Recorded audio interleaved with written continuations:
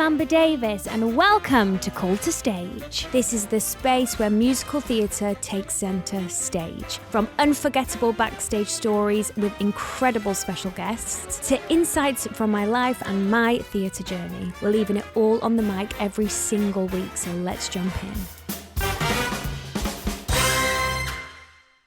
Hi guys, welcome back to Call to Stage with me, Amber Davis. Now I have a very well-known name next to me. Oh, absolutely not. Yes, no. we have.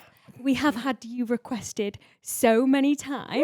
Really? It's the insane Hiba El Sheikh. Hello. Hi. El Sheikh. Yeah, El Sheikh. Yeah. I always second guess. That's right. That's perfect. How are you? I'm good. How are you? Good. I feel like we've been wanting to do this for so long. I But it's know. just like nice to be here. No, Hiba, when I tell you, if we put a box up Yeah. and say, who do you want on? Yeah. Your name is always mentioned so many Really? times. Oh, yeah. That's nice. That's I nice. mean, you're Hiba. I feel like, what does that even mean? I Oh, don't know. yeah, Hiba. How are you? How's life? Yeah, good. It feels like a bit surreal, doesn't it, right now? I'm a bit like away with the fairies. I know. Yeah. It's tough out there, isn't it? Yeah. I mean, yeah, it feels like January's always a bit like what's happening a bit. And I've Which been way's my away. year going to go? Yeah, exactly. And you Where just have you never been? know. I was on a Disney cruise last week. Yeah. So it's just like, Everyone's wildest dreams. I know it is, to be fair, it is just like, am I even working? It feels like I'm just like on a holiday, really. Yeah. But How yeah. gorgeous is that? Yeah, You know, it like is. privileged. Oh my gosh, so grateful. We get to So travel the world. Where did you go? We went to, well, I got on the ship in Orlando. I know, ridiculous, literally ridiculous. And then we went to Tortola, like British Virgin Islands, and then Puerto Rico. Oh, Baba. I know. And then I had a day in Puerto Rico and I was literally by the beach like, Winter sun. That's why you look babe, good. it's the sun. It's the I sun. was like, there's something different between me and Hiba. And she's had vitamin D. And you know when you can just tell when someone's vitamin D deficient? That is me. It's so grey outside though. That is me. Where are you getting the sun? You can't, there's literally nothing outside. so- Nothing. Literally. Right, Hiba, one question I ask everyone just to Yeah. get going. Okay. Pick any role you've ever played. Yeah. Have you had a quirky pre-show ritual, or is there something that you do, like a routine you do before going on? Ooh. On Jamie, we used to do like rap battles. Like they'll tell you, they'll be like, he was terrible, but I used to love it. Like it would just be like fun to do before the show, just to like get us hyped up. It was so bad, I can't even tell you. That is the first Like, time we've heard rap battle. So bad, like so bad. But it was fun. They'll be like, oh God, Heber's not talking about that. But no, we did rap battles. And then I also like to do like get everyone together and do like a little circle up and like just say like something for that show. So on Here and Now, we used to do on our side of the stage, we used to just all get together and just do like a little like motivation for that show, which I always love doing, where it's just like, all right, so today we've got so and so's nan in, so we're doing it, but do you know what I mean, for that That's person. a couple of times we've heard that. Yeah, And I think it's just such a good way to bring the cast together. I think so too, because obviously like when you're doing 8 shows a week and stuff, it can get like Tedious. and tiring, so it's like, okay, Grateful, but tedious. oh my God, yeah, but so it's like, how do we bring everyone together and make it feel like fun and One. silly? Yeah, As one. exactly, I think so. And also, like, there's so many people in a cast, you can't all be on the same wavelength, but something like that can bring you all onto the same page. Definitely, because you never know what people are going through on their day to day. Do you know what I mean? No. And when you come into the building, it's like, okay, we've just got to do this show now. Yeah. So, and I always say this like morbid thing. People are like, right. But I say like, it's someone in the audience's first show and someone in the audience's last show. Oh my God. I know. So you have to just like perform like it's that. Do you know what I mean? I know. I've never thought of that before. Yeah. So it's just like, even no matter what you're going through that day, it's like, okay, it's not about me. Do you know what I mean? It's like someone's first show in the audience and someone's last show in the audience, and you're just gonna do it for them. Hiba's coming strong today, guys. That is such an incredible statement. But do you know what I mean? I feel like it just makes it not about you in any way. It's just like, okay, well, I've just got to do it for them.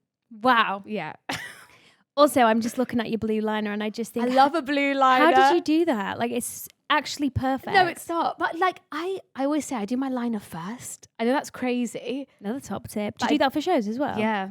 I do my liner first. I'll do like my eyeshadow and then do my liner and then do the rest of my face. Wow. Yeah, so like I never do my base first because if my liner goes messy or anything, and I'll be like, ugh. So Yeah. I just will do my eyes first and then rest of my face.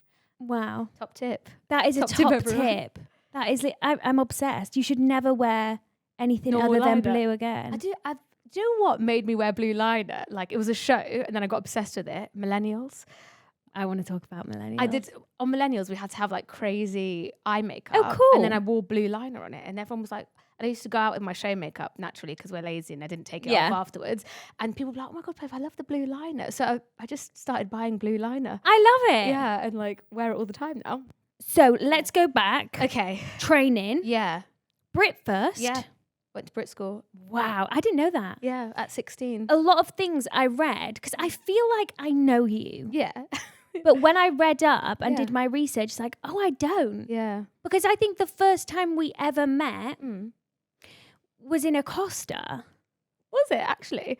When? Was it actually? It was during the pandemic, Yeah. and we were both in for Wicked. Oh my god, yeah. And I always knew of you, Oh my and I God, knew your yeah. name. And you came up to me in a Costa. Yeah. I said, hi, Amber. And I was like, that was the loveliest thing ever. Oh, I remember that. I remember meeting you, but for some reason I felt like I already knew you before then, because obviously, like the industry is so small. But and you feel like you know everyone. Yeah, and I always think it's one of my pet hates as well. You know when you like know of someone, but like when you meet them and people act like they don't know you, and I'm just like, listen, I might not know you, but I know you.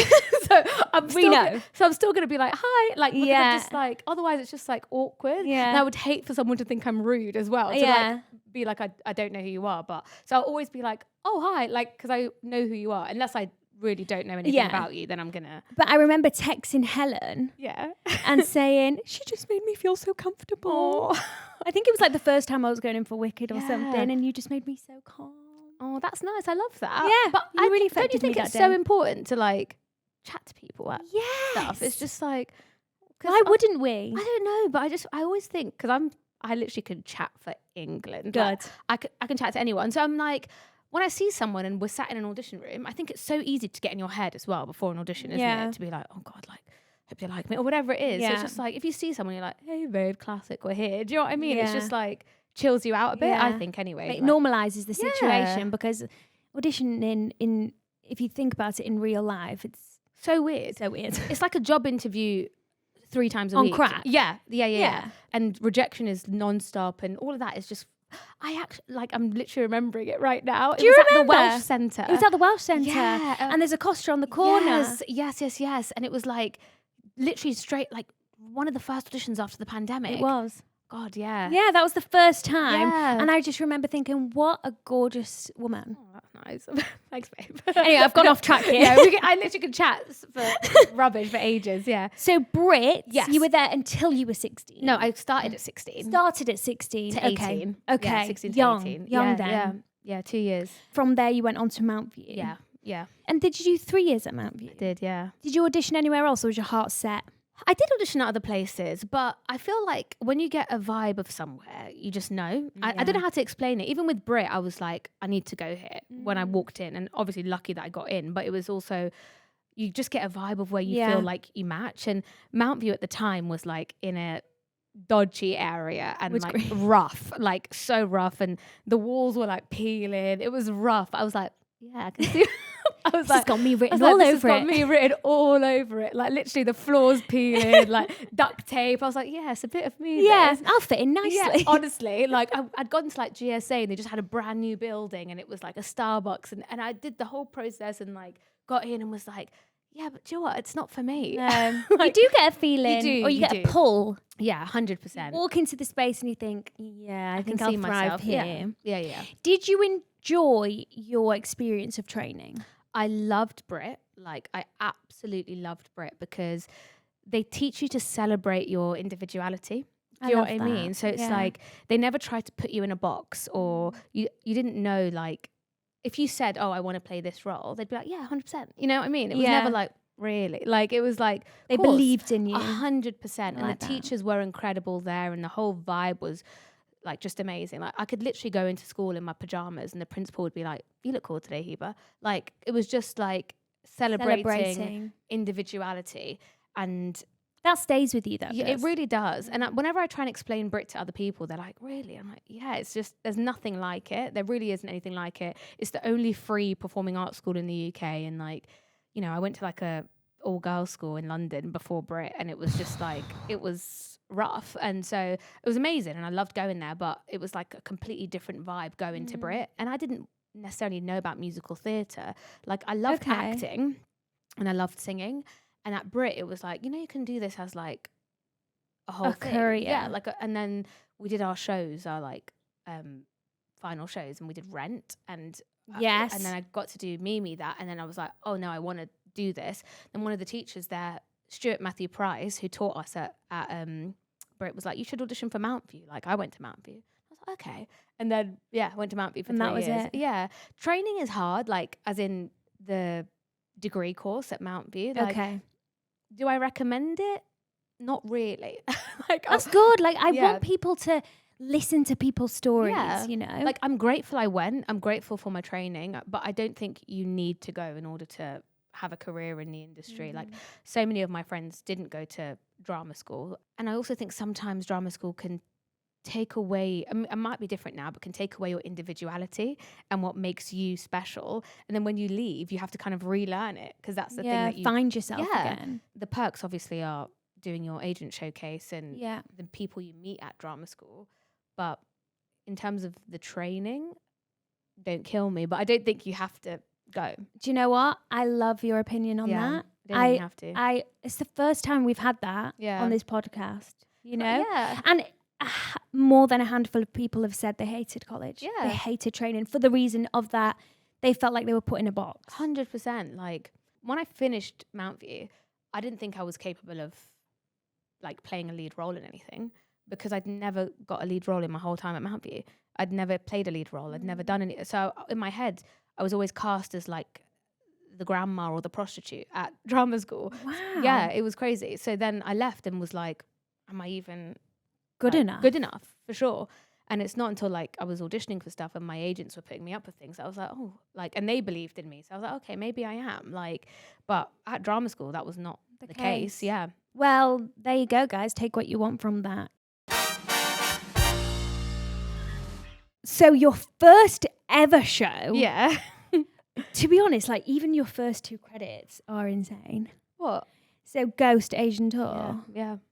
I know, that was crazy. That was literally crazy. Like how did you even feel when you came out of college and then your first ever job was like pretty much on the other side of the world? Had you ever seen that side of the world? No, absolutely not. Like, also, I'm from London. Like, I'm born and raised in London, went to drama school in London. So I'd never gone out. I'd never left home. Like, I lived at home during college. Like, so I'd never like left in that way. I'd never lived away or done anything like that. And so it came about, and I was literally like, oh my God, like a tour of Asia. When would I ever go to that side of the world? Babe. It just was not a thing. So yeah, it was unreal. And I was in the ensemble and covered Molly. It was the dream. It was so much fun as well. You know, when you don't have any pressure on you either, because as a lead, there's always pressure on you to like deliver, do press, do whatever. But in the ensemble and then covering, we just had the best time. Cushy. Oh my God. Did you go on for Molly a lot? Nope. Never went on. Because you just like, there was no pressure. And I was just thinking, if you cover Molly, surely there should be pressure. But Never went on. No. Lucy Jones is just the most solid person in the world. So never went on. And so you really were living your best life. It was honestly, I can't even tell you, a holiday. I went and did the Great Wall of China. Like, yeah, it was like First job. Babe, I was literally Getting paid for it. Yeah, and we would literally like go and do all the touristy things. Like, and I met some of my best friends on that show. Aww. Yeah, and we went to like mainland China, Taiwan, Singapore, like everywhere. It was That is on my bucket list. Oh, you have to go if you get a chance. It's more to do it and get paid.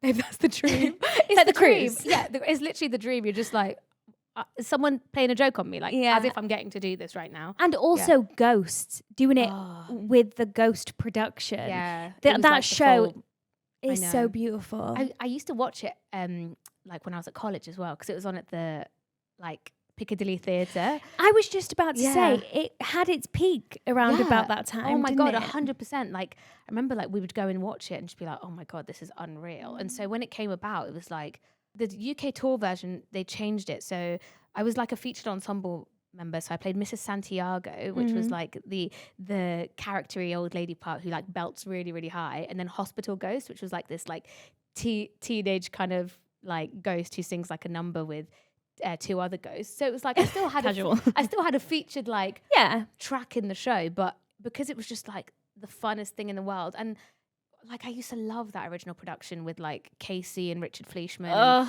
like, oh my gosh, and like listen to and Sharon D. Clark and do you know what I mean? So when I got it, I was literally like, what? Like cried, obviously. Yeah, like, obviously. on the phone to Naturally. to Alistair and Helen, like, what? What do you mean? But like, yeah, it was amazing. And it was a short run. It was only like 4 months of traveling like Asia. Perfect. Literally perfect. Yeah. And then you went on to do an Australian tour. Yeah. Like your career couldn't have got off to a better start. Literally. And Aladdin. Yeah. And you were playing Jasmine. Yeah. So this is a bit more responsibility. Oh my God, yeah. Like, yeah. Did you do anything in between them? I did. Yeah, I did. Well, my very first job ever was the workshops of Bend It Like Beckham. Like, wow, I didn't know that. Yeah, it was when I was still at college. Wow, that's major. Yeah, because what happened was, like I said to you, like I didn't get any parts in my 3rd year, and I was like, I'm just gonna write to a bunch of casting directors and like see who will see me. And so I sent like clips of me singing and my like CV to all the casting directors at the time, like Grinrod, like good tip here. Yeah, literally everyone, like Pippa Alien, Gordon Cowell, Jill Green, everyone, and Jim Arnold was like, and because he was at Pippa Aliens at the time, he was like, okay, come in for Lion King. We're auditioning for Lion King. So I had the material and I sang Shadowland and stuff, and he was like, you're not right for Lion King, but I'm auditioning for this other show called Bend It Like Beckham. Like, do you want to come in for that? And I was like, yes, please. Yeah. So I went in and did the process, and it was like in front of the whole, it was crazy. And you know, when you're in 3rd year, I think you don't have as much fear. No, you're ruthless. You're just like, oh yeah, of course I'll go to this audition with like Sonia Friedman and Gorinda Chadha and all these people on the panel that you're just like.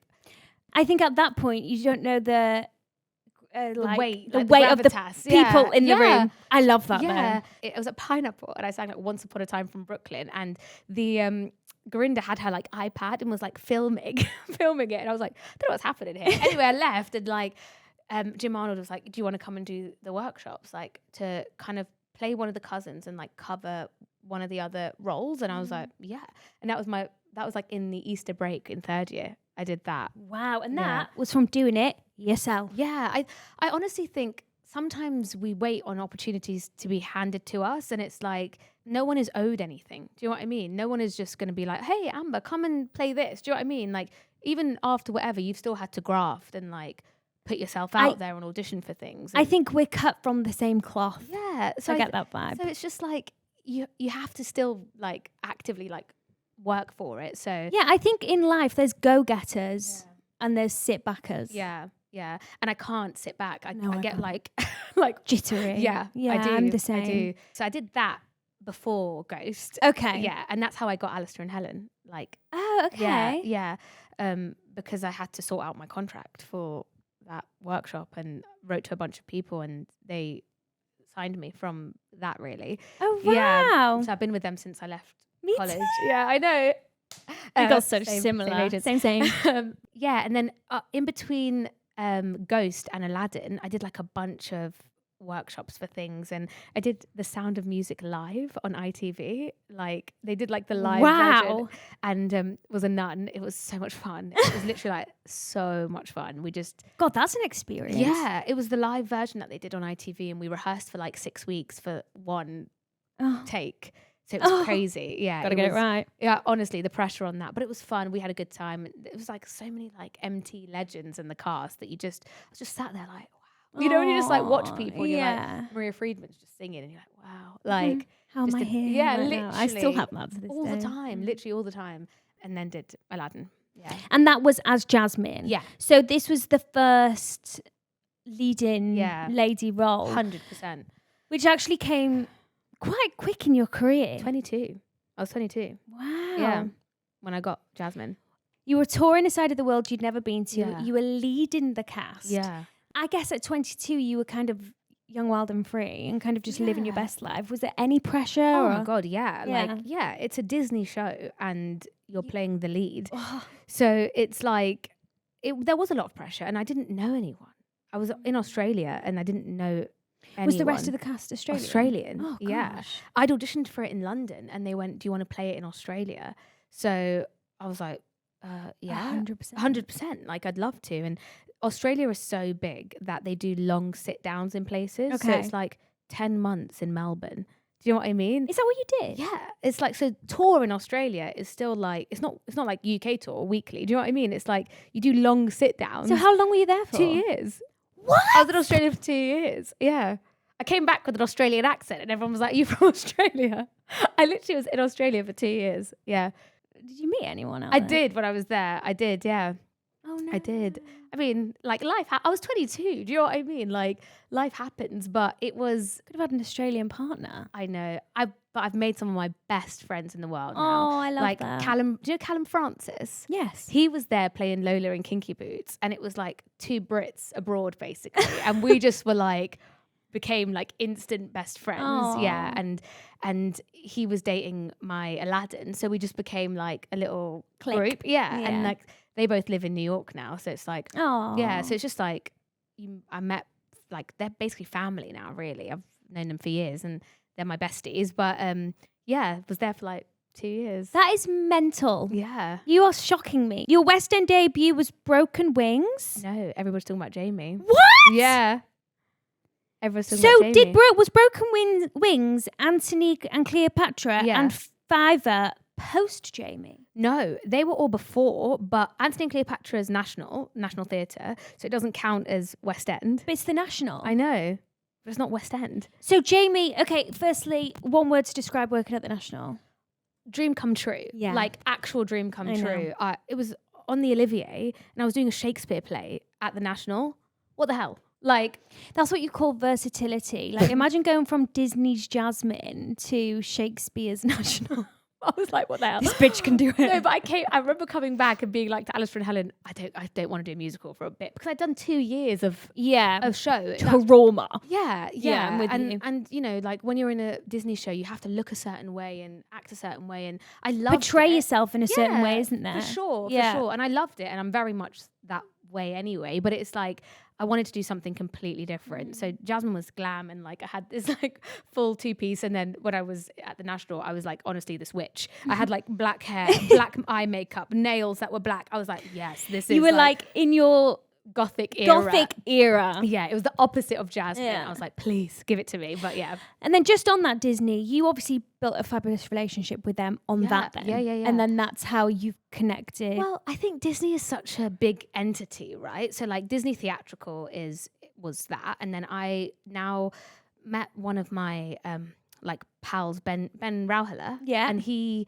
was like, "You've played Jasmine, and I do these princess concerts Yeah. and for Disney concerts," and I then worked with him and in America. in America. Yeah, I and, know. like, yeah. I saw it on your Instagram. Like so, and I just thought, like- what's she doing now?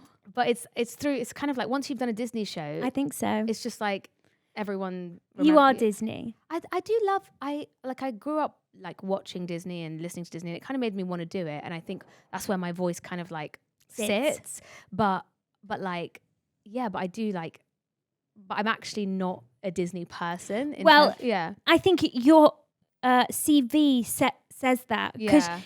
you've got quite a versatile range of shows. Yeah. Do you know what I mean? Yeah, for sure. Yeah, definitely. Like, please, can we talk about Jamie? Yeah. Original cast. No, closing cast. That role was like so special to me. I can't even explain it. It was just like such a bucket list to play my like hometown, London, obviously, and to be in the West End and play a Muslim character and to close that, like, to be the closing Era. cast. Yeah. And to be like, oh, I did tick that box off of playing pretty. And then for the team at NYMAX and Lawrence and Nika and everyone to be like, do you want to then open it in America? I know. This is why I'm like, everything happens for a reason, because I auditioned for Jamie the second year and didn't get it. Wow. I didn't get it because it was like I was in such a different place in my life, and I'd gone into the auditions and I was having stuff happen in my life that was just Okay. like not like in the right headspace. Yeah. You know, like life happens. And then when I went in that final year, I was like, oh, I wasn't supposed to do it that year. No. Do you know what I mean? Yeah. It's like No, I'm everything 100% happens for with a you. reason, and so I was so grateful that it happened at that time. And even though we opened and COVID happened, do you know what I mean? It was like standard. But I feel like everyone that watches the show now has like a memory of what that show meant to them and what I meant to them in that role. So it is like a really special show for me. It changed my life, I think. Like here in the UK. I think so. Yeah. I think so. Yeah. Do you think it was that opportunity that shifted your career then? I think so, because I think like I'd played lead roles outside of the UK. Do you know what I mean? But I'd never played a lead role in town. And so getting to play Pretty kind of made me like a leading lady, I guess, in the West End. So it was, and honestly, like Nymax and that team were just so lovely to me and like gave me so many opportunities whilst working for them that it was like they really were people that like lifted you. And I'm sure like Leighton will agree, and like other people that I've worked with them will say, because they were like, hey, what do you want? We'll help you achieve that. Yeah, they were amazing. That's rare. Yeah, it is rare. Also, I just think it's so good to listen to Heba's story when it comes to, she literally went in for it the year before and didn't get it. And then it became the show that changed your life. Definitely, for sure. Yeah. Like rejection doesn't always mean gone for good. Yeah. Someone said like a rejection means redirection. And I'm like, I agree with that, because I think I wasn't supposed to do it that year. And I got to do so many other cool things in that year. Like Brooklyn. And do you know what I mean? Like so many things that then made me more like ready to do it the year after. So I think like life experience. 100%. Yeah. And then LA. Yeah. Was it insane? Yeah, it was so much fun. I mean, it was like peak COVID times, which was weird. It was. So people were wearing masks still in the audience and stuff. But it was life-changing, I think. It was. I remember watching Simeon's stuff. Yes, I love Simeon. And I was just like, it was crazy. I'm just so jealous. Like, how are they all out there doing this? And they took out the whole cast as well. Yeah, they did. Like, yeah, it was amazing. That's rare. Mm-hmm. Like, how did they do that? I think like visas. Yeah, because Jamie's so specific in terms of like it's set in Sheffield, and you know, like you have to have a certain. Oh my god! Imagine Americans doing that Sheffield accent. Even I can't do the Sheffield. It's hard. It's a hard accent. So I think like they brought the whole cast, a combination of like UK tour and town, and then Bianca Del Rio, who is American. So it was kind of like they made it happen, and we got like a P1, which is like it's like what they use for like basketball players and stuff, like to bring the whole team over. Do you know what I mean? So the visa was like for all of us together. I know it's crazy. It's crazy. I'm obsessed. Honestly, the life you've lived. Do you ever think, oh my gosh, I've lived a fruitful life? Yeah, of course. Like I do pinch myself like constantly, like as if this happened to me. Do you know what I mean? And I feel like it is one of those ones where I'm just like, someone's gonna like pull the rug from underneath me. Do you know what I mean? And you be deserve like, it. Thank you. I say this to everyone. Good things happen to good people. Oh, that's nice. Thank you. And then you did. I mean, I'm missing out bits here because I'm on a timer, but millennials. Yes. With cracking cast. Oh my gosh. Like it was like a dream team cast that we had. Yeah. And it kind of popped out of nowhere. Yeah. And then it went. Yeah. But it was just like, it was the thing to see at the time and then boom, gone. Yeah, I know. I feel like it will come back again. Do you think? I think so. Like Elliot Clay, who wrote the music, is like a bit of a genius, and I think anything that he does hopefully will get like picked up, because we all met him, me and Luke met him at Mount View, and my gosh. and that's how we kind of got to do this show, because he was like, I've written this like show and have you guys in mind? So it was like, yeah, we'd love to. And then like Hannah Lowther, Rob Madge, Georgina, it was just like a dream team. Like I couldn't believe it, honestly. I remember the cast announcement and I was just thinking, wow, that's a golden cast. Time Traveler's Wife. Yes. Well, you had a company manager, David Massey. Yes, Massey. I've got to shout out David Massey. I've literally just voice noted him now, bullying him a little bit. He's one of the greatest company managers of all time. Like, yeah, he is a dream. Not for the ones with thin skin. No, but also what you need. Like, I went through a really rough time on Time Traveler's Wife. Did you? Yeah, in terms of like personal life and like what was happening for me, and Massey was like a saving grace on that show. Just like looked after me, but also was like, come on. Do you know what I mean? Which is like what I needed, and he's just like the dream. So yeah, shout out Massey. If you're lucky enough to work with him, shout him out. Yeah. Did you enjoy Time Travelers then, or was it more of a conflicting job? There was like so many like amazing things about Time Traveler's Wife, and so many things that kind of were like disappointing, because when you originate a show and originate a character and stuff, it's like there's always expectation, isn't there? Because it's like, so obviously got to do a cast album, got to Insane. got to originate the part and do an out of town tryout and have my own dressing room, and do you know what I mean? Things like that, where it's just like, whoa, so many tick box moments, and you want it to run, you just want it to be a long running show. So I think that was disappointing when it closed, because it was just like, oh, okay. And you all really got along, didn't you? Yes, like we did. That We really hurts. did. Yeah, because you're not going to see those people. Like me and Tim Mahendran were like brother and Dumb and sister. Dumber. Oh my God. Yeah. Like I got that vibe so much. I loved literally- it. And we got to do so many cool things. Like Tim and I got to host West End Live. Oh, Like, did you? yeah. During that time? Yeah, during that time we hosted West End Live. We got to announce like the What's on Stage nominations. Oh, wow. And do like so many cool things as like a duo, because we were like a double act. So that was like fun. But yeah, I think there was like stuff happening in my life outside of the show that not tainted it, but made me kind of grateful that the show closed at that time. And I think everything happens for a reason. Yeah. So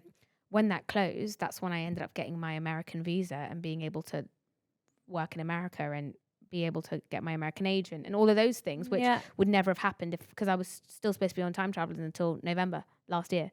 Like, And you just got released. yeah.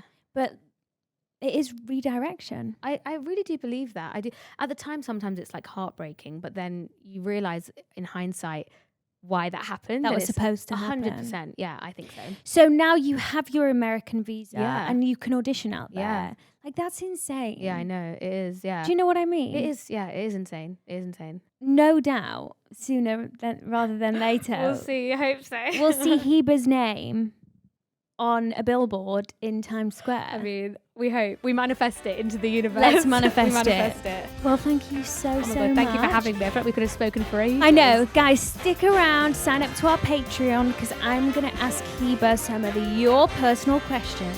Love you, bye.